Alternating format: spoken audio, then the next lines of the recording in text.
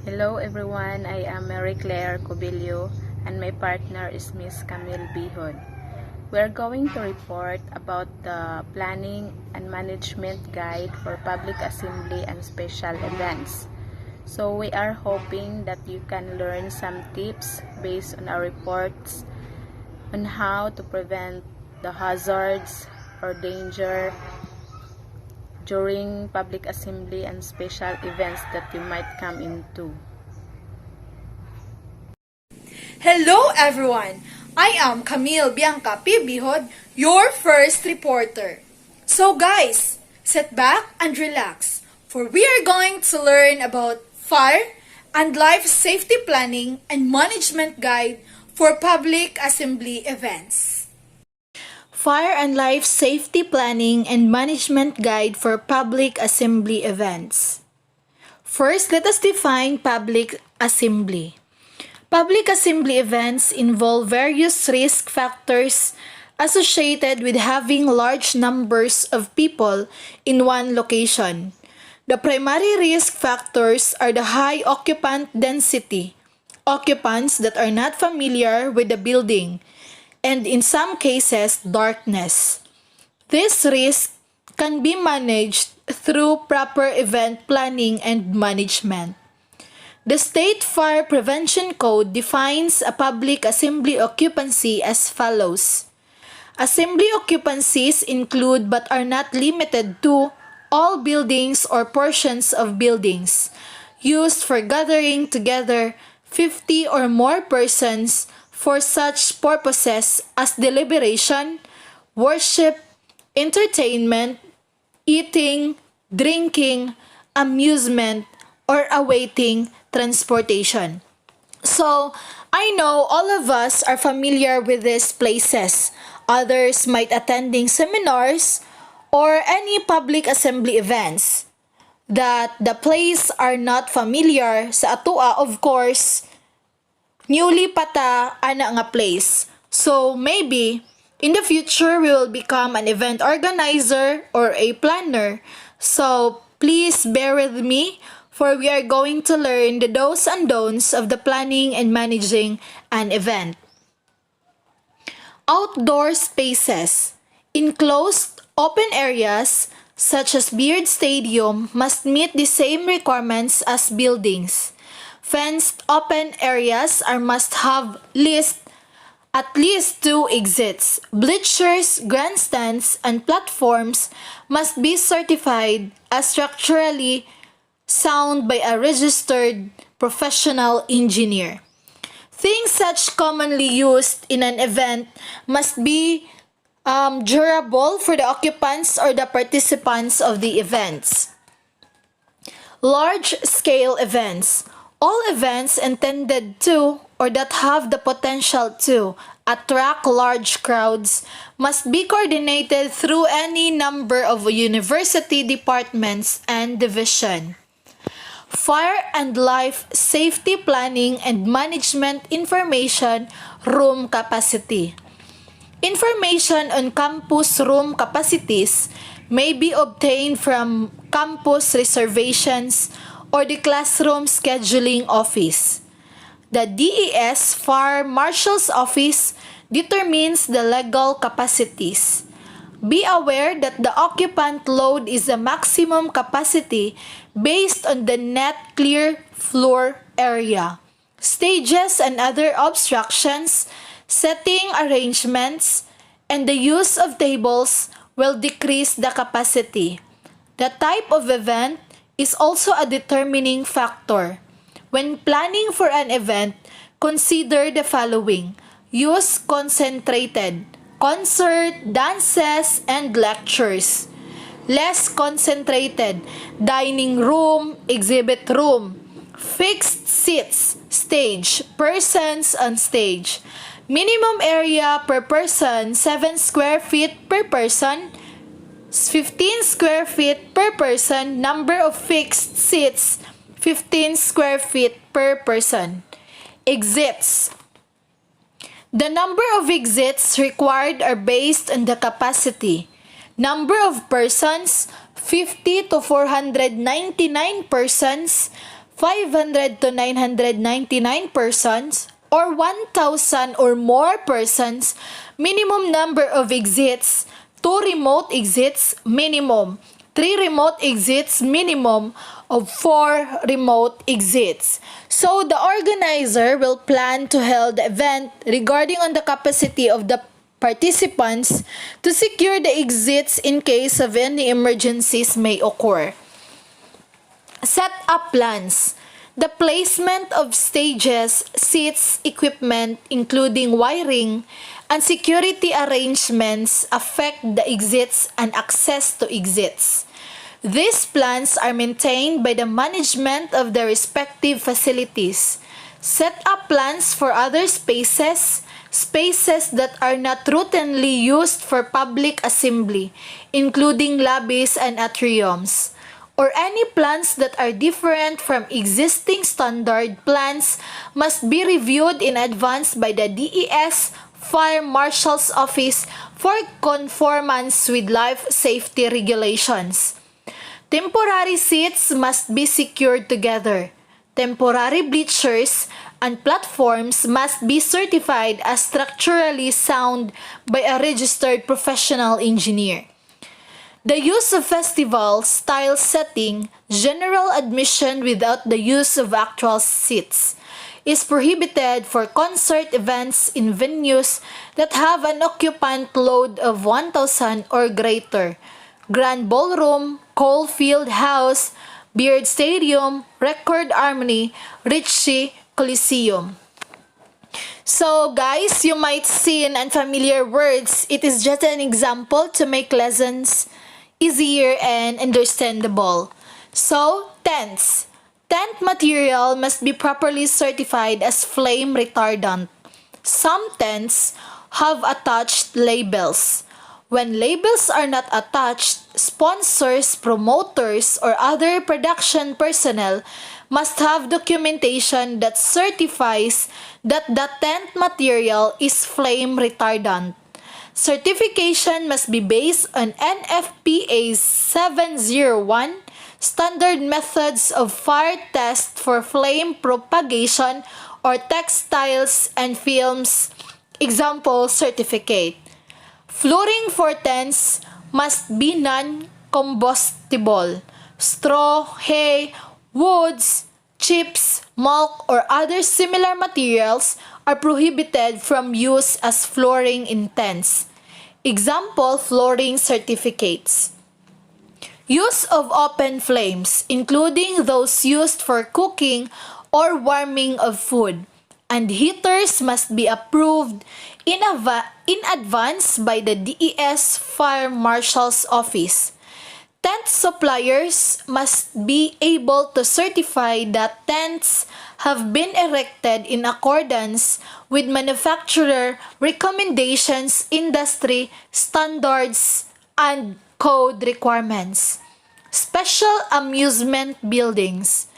Any building or portion of building that is permanent, temporary, or mobile that is arranged as an amusement must be approved by the DES Fire Marshal's Office. Amusement arrangements are those where the exit path is not readily apparent due to visual or audio distractions. Examples include haunted houses and carnival amusement trailers. Expositions. Expositions of products or other displays have a number of special requirements. Exit notices. The person in charge of a theater or place of assembly is required to call the attention of everyone present immediately before the beginning of an event to the location of exits and to state that the exits are not locked. The person is in charge must also announce the following. Notice for your own safety. Look for the nearest exit. In case of emergency, walk. Do not run to that exit. The two requirements are considered complied with by one of the following methods. Notices made orally. Notices shown on cinema screen. Notices printed in the back of a program. Notices displayed on a fixed sign visible from all points in an assembly room. So, the exit notices we can see in anywhere that could always remind us where we are going to take if any emergencies will be occur. So we must be vigilant dapat upon entering the place asa dapit ang mga exits or places nga makapa-safety sa to if any danger ang mo-occur. Decorations and theatrical scenery. All materials used for decorations and theatrical scenery, including the drop used behind stages during concerts, must be Class A, rated for flame spread. Sponsors, promoters, or other production personnel must have documentation that certifies that the material meets these requirements. DES fire marshals may ask to see these certificates prior to the start of an event. So, gina-check ang mga materials sa ginagamit before ang event. If there is no documentation to certify that the material is acceptable, DES fire marshals may be requested to perform a field flammability test. A small sample of the material is required for the test. Materials that fail the test must not be used. Decorations must not block exits on fire safety equipments. Proscenium wall. Theatrical scenery, props, or sets may not be placed in front of the proscenium wall or fire. So again, if you might see unfamiliar words, it is just an example to make lesson easier and understandable. This is your first reporter, Camille Bianca Bihod. Hello everyone.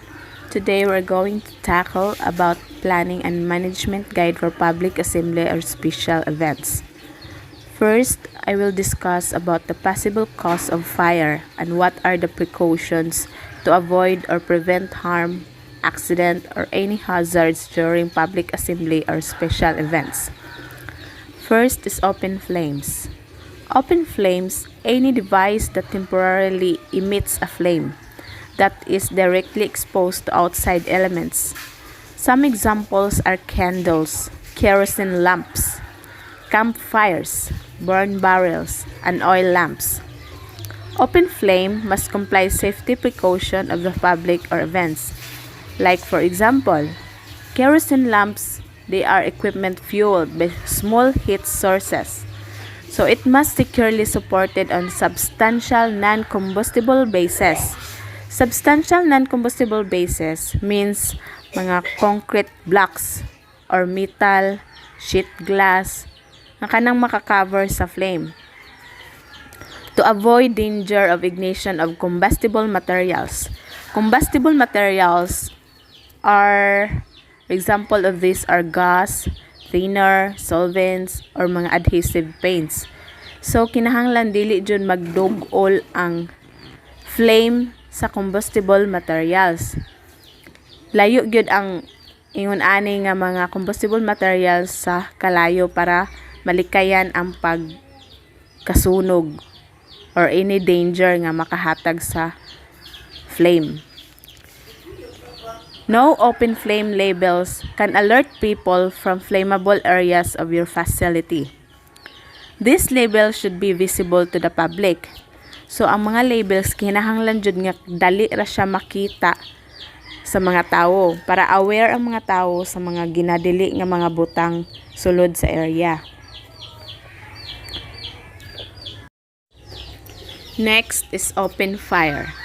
Open fire means any outdoor fire that occurs in such a manner that combustion air is not effectively controlled and combustion products are not effectively vented through a stack or chimney.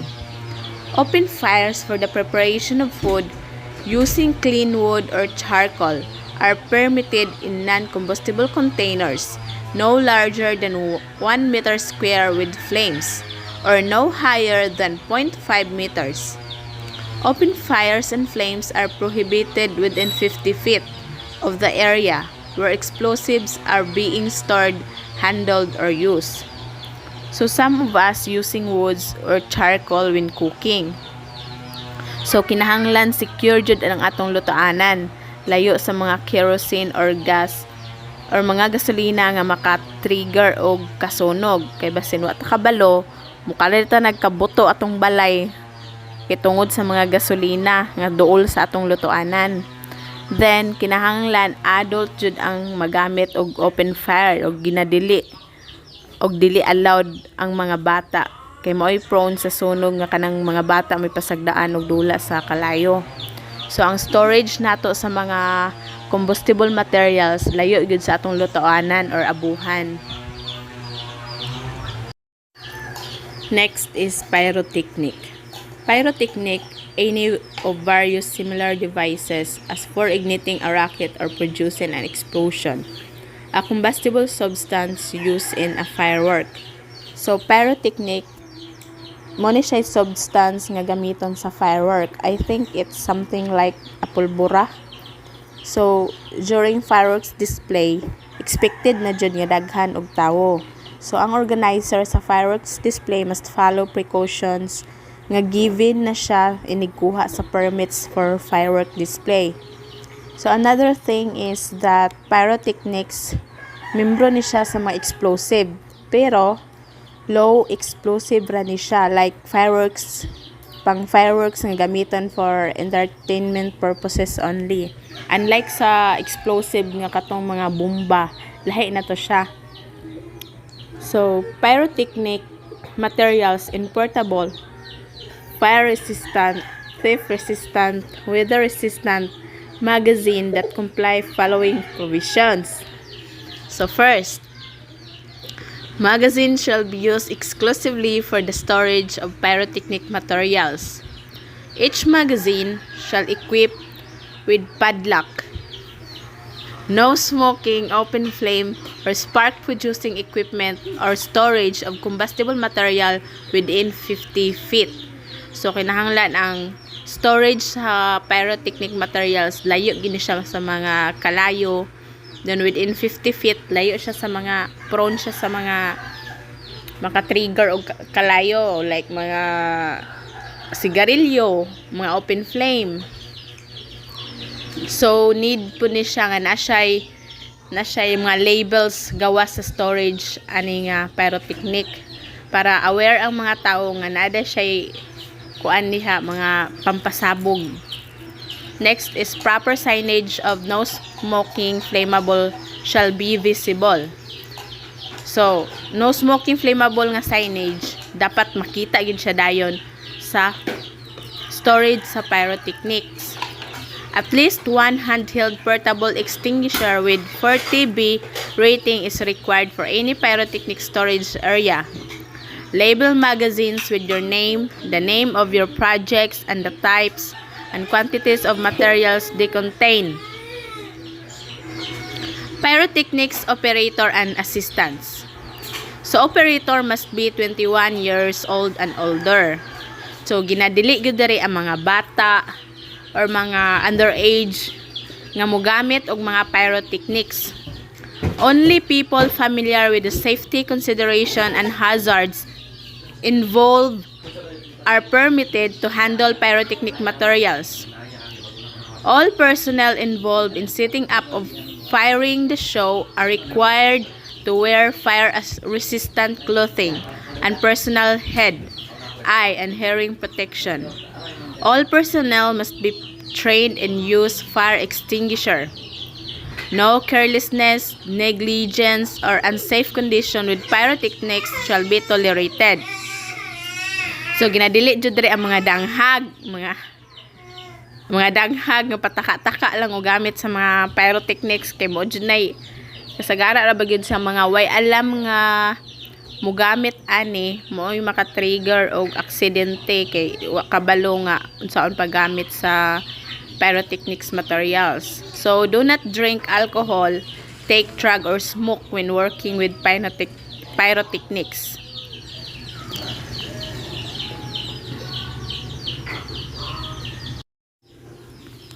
Portable generators.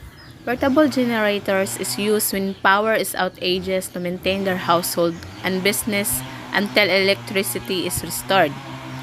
So, according to the National Fire Protection Association, common dangers are associated with the use of portable generators is carbon monoxide poisoning, electric shock or electrocution or fire hazards.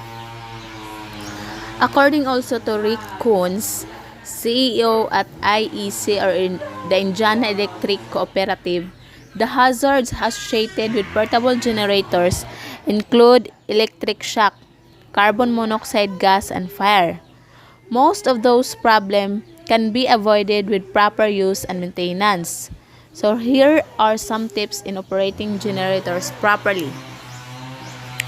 First, follow manufacturer's instructions. So, before ka mo palit sa generator or inigpalit mo sa generator, naka-include na dito ang iyang manual. So, sundon lang to ang manual kung unsay instruction dito on how to set up sa generator or how to operate. Next, be sure that your generator is properly grounded. It is good idea to attach it to the portable ground fault circuit interrupter that will stop the flow of electricity if someone is being shocked. Do not exceed the generator's power rating or you may damage the generator and any equipment that hooks up to it. So, kung asa nakasaksak ang generator, dito ra gid siya, wala siya laing isaksak nga lain nga mga gamit kay mao po ning makaguba sa ubang gamit or even generator makaguba basin dili makadaog ang iyang power rating. Overloading a generator can also cause fire. So, ginadili pod ang mag-overload sa generator kay mo'y maka-trigger og sunog. If you have to use an extension cord, choose an outdoor cord that has a power rating that can accommodate the total load from the appliances and devices you'll power. Never try to use the generator to power the wiring in your house and plugging it into a wall outlet. This approach, called backfeeding, can endanger the lives of power company workers and your neighbors by sending unexpected or uncontrolled current through the lines. Don't use your generator in wet conditions. So, kung mag-ulan-ulan or basa ang area, kinahanglan siya nga tabunan ang naa siya cover sa ibabaw sa generator para maprotektahan siya sa moisture. Disconnect and shut down all equipments that hook up to the generator before you shut it down. So, ang mga equipments or mga gamit sa inyong sa area or sa mga establishment kinahanglan naka-shut down or naka-disconnect before ang generator i-connect kay makaguba po ni siya o gamit kay kusog sa tungod sa kakusog sa impact nga power rating sa generator. Don't refuel your generator when it's running because its part will be hot. Shut the generator down and let it cool. So while nag-under ang generator, ginadili siya ang pag-refuel. Kung i-refuel man ganing, kinahanglan siya patyon dun pabugnawon o sa daan o sa nimo i-refuel.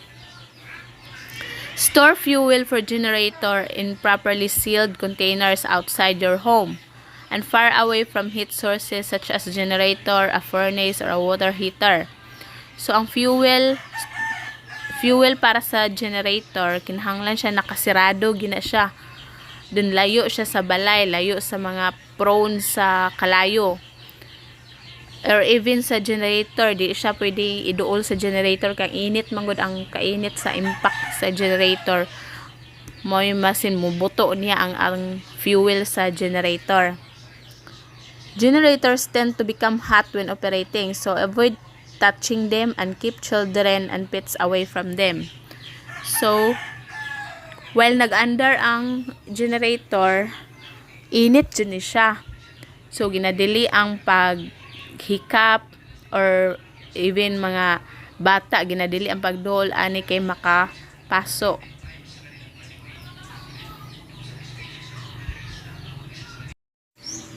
Our next topic is about the persons who are responsible in planning and management guide for public assembly and special events.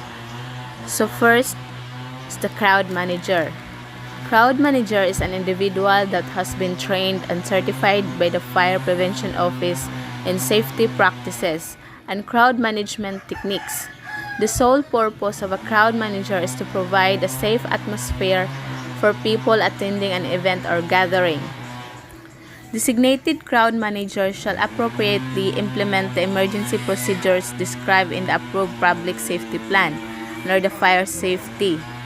So, ang crowd manager, they are the one who facilitate an orderly response o an emergency. So, sa special event or mga public assembly, required jud nga naa jud siya crowd manager. So, how many crowd managers are required in public assembly or events? So, one trained manager is required in every 250 occupants. If it exceeds in 250 occupants, there is a need of additional crowd manager. So, kada 250 katawo, equivalent po na siya og isa ka trained manager or crowd manager. Kung mula pa sa siya 250, mag-additional na po siya isa ka crowd manager. Event organizers. Event organizers are responsible for spectator management and crowd control. However, this function passes to local authorities such as police, fire, and emergency. Fire insurance. The term fire insurance refers to a form of property insurance that covers damage and losses caused by fire. Fire insurance policies provide payment for the loss of use of the property as a result of a fire or for additional living expenses necessitated by uninhabitable conditions, as well as damage to personal property and nearby structure. So, fire insurance, commonly big establishment has fire insurance like malls, hotels, restaurants, and houses owned by mga high-profile nga personalities like mga politician, actresses, mga actors. Kana ilang mga balay insured na in case of emergency sa fire insurance. So, here are the things scope of fire insurance. First, accidental fires, lightning, explosion, and implosion. So, covered sa fire insurance mga accidental fires.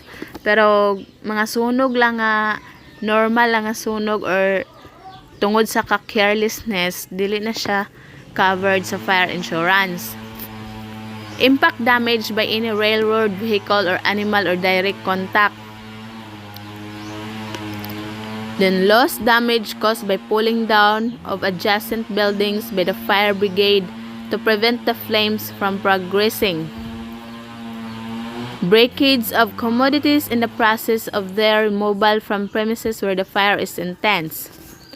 Next is aircraft and other aerial and or space devices and articles dropped therefrom, excluding destruction or damage occasioned by pressure waves caused by such devices. Payment made to people employed in extinguishing fire. Subsidence and landslide, including rock slide. Natural calamities like storm, cyclone, typhoon, hurricane, tornado, flood, or impact damage. For example, lightning, kung ang imong balay naigo siya sa kilat din nasunog, covered gihapon na siya sa fire insurance. So, damages caused due to bursting or overflowing of water tanks, apparatus, and pipes. Then, bush fire. So, here are also some common exclusions from fire insurance. Mga walay labot sa fire insurance. So, a bush fire that occurs less than 72 hours after you bought your policy. Or intentional fires. So, kung lapas lagi siya 72 hours, dili na siya pwede maklaim nimo ang fire insurance. So, within 24 hours, kinahanglan naka-report na ka nga mo ni aksidente nga na bush fire. O mga intentional fires, kanang intention nga gisunog. dili po na siya cover sa fire insurance. Kinahanglan aksidente ang iyang pagkasunog. Naapod siya mga evidence kay ila pa man ang ikuan, i-check nila, i-investigate pa man nila kung intentional fires ba or accidentally. Accidental fires caused by negligence or recklessness. Appeal po ni siya kung aksidente nga pagkasunog pero ang hinungdan niya sa recklessness, dili pa na siya covered. Kay imuha naman ang responsible kay tungod sa imong kapabaya, dili na siya pwede ma-appeal sa fire insurance. If your house doesn't comply with fire regulation, for example, a heater isn't installed properly, o dili po ni siya appeal kung wala ka nagasunod og fire regulations, wala ka nag-comply ana, o po na siya labot sa fire insurance.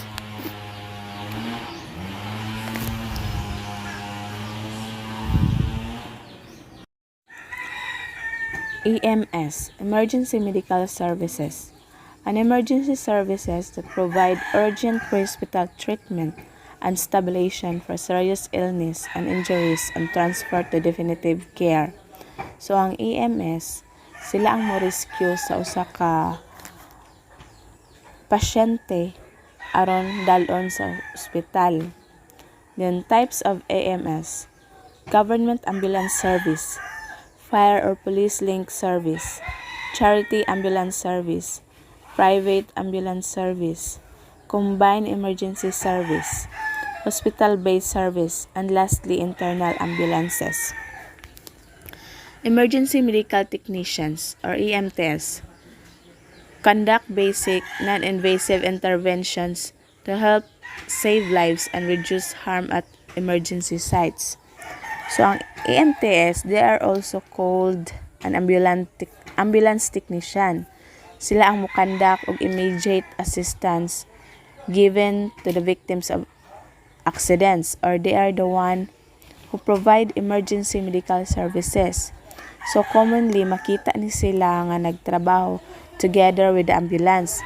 Dili dyan ni sila magbulag sa ambulansa. Kung asa ang ambulance, naapo ni sila mga ambulance technician. Someone asked me kung pariha ba daw ang EMTs o first aider. No, dili ni siya pariha. Ang EMTs kay lahi sa first aider. Kay lahi ang ilang treatment nga ila i-provide depende sa ilang skill o qualification. Kay lahi man silang mga qualifications. Ang first aider mo provide siya initial treatment. And also the EMTs mo provide po siya initial treatment, but the major difference is ang ilang trabaho lahi-lahi ang ilang pamaagi. Kaya first aider naa na siya sa usa ka event, bali naka-ready na siya. For example, kung naa siya sa usa ka establishment, bali naka-built in naa na siya sa pod sa usa ka establishment ang first aider, wherein unlike sa EMTs, moabot rin siya kung tawgo na siya kung kinahanglan nag-assistance nga dalon na sa ospital. Sila ang while ongoing sa ospital, sila ang taking care sa pasyente sulod sa ambulance. Occupational safety and health. A multidisciplinary practice dealing with all aspects of health and safety in the workplace, with a strong focus on preventing workplace hazards. The role of occupational safety and health involves monitoring fire safety actively, following good fire safety practices, and taking action in the event of a fire, including leading the evacuation or fighting fire when necessary. So, ang OSH, sila ang mag-monitor sa usa ka fire safety o mag-manage unsay dapat buhaton. Sila ang mag-take action kung naa siya sunog sa usa ka lugar. So, fire warden, a designated person within a department who is allocated responsible to help support the ongoing management of fire safety by contributing the safety of people in the event of a fire evacuation. So ang fire warden siya ang responsible kung unsay dapat buhaton or mo manage sa fire safety sa mga tawo. Siya ang mag-evacuate, mag-lead sa evacuation. So here are the specific duties of fire warden. Being alert to any issues with general fire precautions in their work area. Providing advice or suggestion to the employer's risk assessments based on your knowledge and experience. So, ang fire warden siya ang magtudlo unsay dapat buhaton in case sa fire situation. Knowing how to react to a fire emergency situation in the work area. So, dapat knowledgeable enough ang warden on how to deal fire emergency situation para likay pod sa uban nga risk or mag-prevent sa another risk na pod. Having a good knowledge of the escape routes in the work area.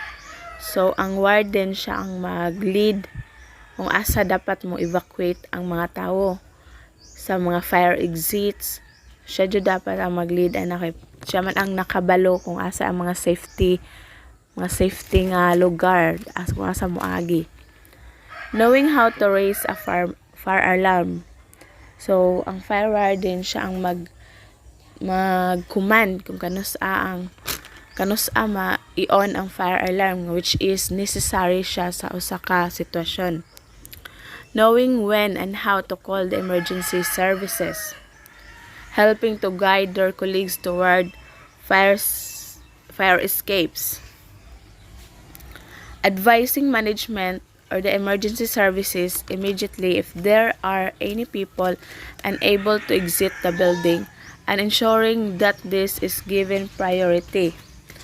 So, ang OSH or the fire warden, sila ang responsible mangita og pamaagi or alternative way para sa mga tao nga dili dayon makagawas sa building or sa usa ka events. Kinahanglan kabalo sila sa tanan nga pasikot-sikot sa usa ka area para sa paglutsanan sa uban nga mga tao nga dili dayon makagawas sa usa ka building. Ensuring that those with disabilities or other colleagues who require help receive assistance to escape. So, naka-ensure na dyan nga katabi itong mga PWDs nga naasa sa ka lugar, mga persons with disabilities, nga sure jud ang ilang paghawa sa usa ka building, sila ang mag-assist. When at the assembly point, ensuring that those from their work area do not return until it is safe to do so. So, ang OSH, sila ang mag-clear out sa usa ka area.